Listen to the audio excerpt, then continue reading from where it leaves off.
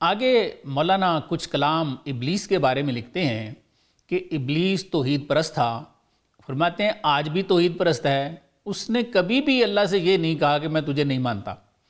جب اللہ نے اس کو دھتکار دیا پھر اس نے اللہ سے مہلت مانگی کہ اسے قیامت تک مہلت دی جائے۔ اس سے معلوم ہوتا ہے کہ وہ یہ بھی ایمان رکھتا تھا کہ اللہ ہی الٹیمیٹ پاور ہیں، جب چاہیں اس کو مار بھی سکتے ہیں۔ پھر اس نے انسان کے خلاف اللہ سے کچھ طاقتیں بھی مانگیں، وہ بھی اللہ تعالیٰ نے دے دیں۔ اس سے بھی یہی معلوم ہوتا ہے کہ وہ تمام قوتوں کا مالک بھی صرف اسی ذات کو ہی سمجھتا تھا۔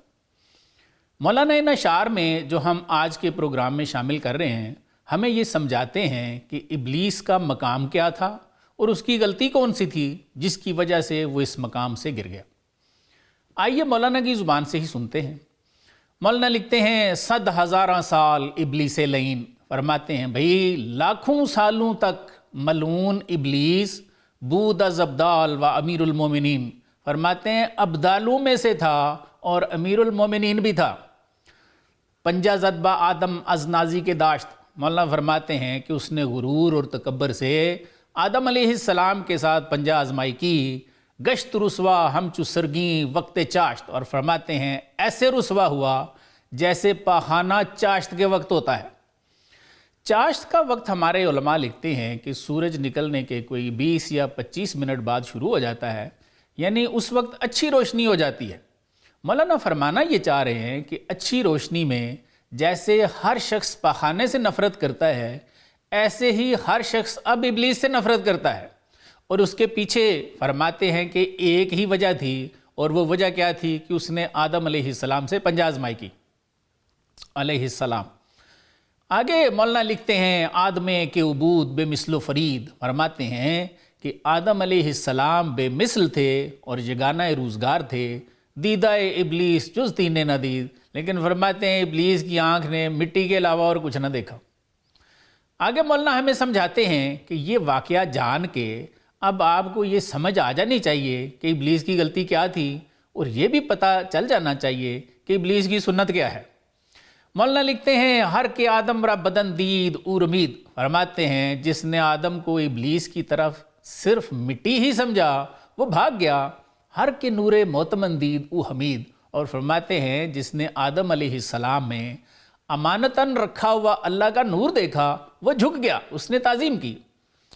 آپ کو یقیناً یاد ہوگا کہ یہ بھی قرآنی مضمون ہے کہ جب اللہ تعالیٰ نے ابلیس اور فرشتوں کو حکم دیا کہ آدم کو سجدہ کرو تو اس نے یہ کہہ کر انکار کیا تھا، سورہ اعراف کی آیت 12 ہے، انا خیر منہ خلقتنی من نار و خلقتہ من طین۔ کیا بولا اس نے کہ میں اس سے بہتر ہوں، تو نے مجھے آگ سے بنایا ہے اور اسے مٹی سے بنایا ہوا ہے۔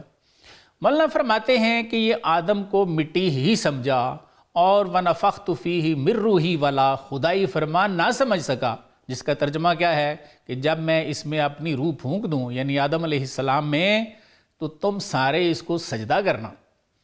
اس کا اللہ پہلے اعلان کر چکے تھے لیکن ابلیس اس راز کو سمجھا ہی نہیں۔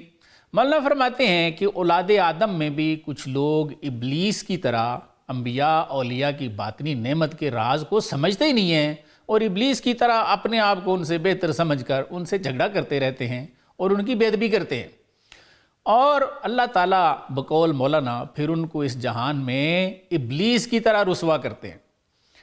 آگے حضرت ہمیں نصیحت فرماتے ہیں، کیا لکھتے ہیں پنجہ با مردہ مزن اے بو الحوث، فرماتے ہیں اے بو الحوث تو بھی شیطان کی طرح مردان خدا کا مقابلہ نہ کیا کر، برترز سلطان چمیرانی فرس، فرماتے ہیں وہ بے وقوف سلطان سے آگے گھوڑا کیوں دوڑاتا ہے۔ آگے لکھتے ہیں یار باید راہ را تنہا مرو، فرماتے ہیں او بھائیا اللہ کے راستے میں ربر درکار ہے، از سرے خود اندری صحرا مرو، فرماتے ہیں اپنی خود سری سے اس صحرا میں کبھی بھی اکیلے نہ جانا۔ آگے فرماتے ہیں ہر کے تنہا نادری راہ را برید، فرماتے ہیں وہ نادر، وہ یگانہ، وہ یکتا جس نے اللہ کے قرب کا یہ راستہ اکیلے کاٹا ہے نا، ہم باؤں ہمت مرداں رسید، مولانا فرماتے ہیں وہ بھی اللہ کے پاکوں کی ہی مدد سے پہنچتا ہے۔ آگے لکھتے ہیں فرق بسیارست نہ آیت در حساب، فرماتے ہیں بھائی فرق بہت زیادہ ہے، حساب میں آتا ہی نہیں ہے کس میں زیادہ فرق ہے جو حساب میں نہیں آتا؟ دوسرا مصرع ہے آز اہل کشف این از اہل حجاب، فرماتے ہیں وہ اہل کشف ہیں، تو اہل حجاب سے ہے۔ کبھی سوچا کہ اتنا بڑا فرق ہے؟ اللہ اکبر۔ آگے مولانا فرماتے ہیں ہر کے او بے مرشد در راہ شد، فرماتے ہیں جو مرشد یا راہبر کے بغیر اللہ کے قرب کے راستے پر چلتا ہے نا، او از غولاں گمراہ و در چاہ شد، فرماتے ہیں اسے ابلیس گمراہ کرتا ہے اور جہالت کے کنویں میں پھینک دیتا ہے۔ اس کے بعد مولانا فرماتے ہیں کہ اگر کوئی اللہ والا مل جائے تو اس کا ادب کیا کر۔ کس حد تک؟ فرماتے ہیں پیش بینائیاں سخن گفتن خطاست، فرماتے ہیں جو اللہ کے نور سے دیکھنے والے ہیں نا، ان کے سامنے بات کرنا بھی خطا ہے کہ این دلیل غفلت و نقصان ماست، فرماتے ہیں یہ ہماری غفلت کی دلیل ہے اور اس میں ہم ہمیشہ نقصان اٹھا جاتے ہیں۔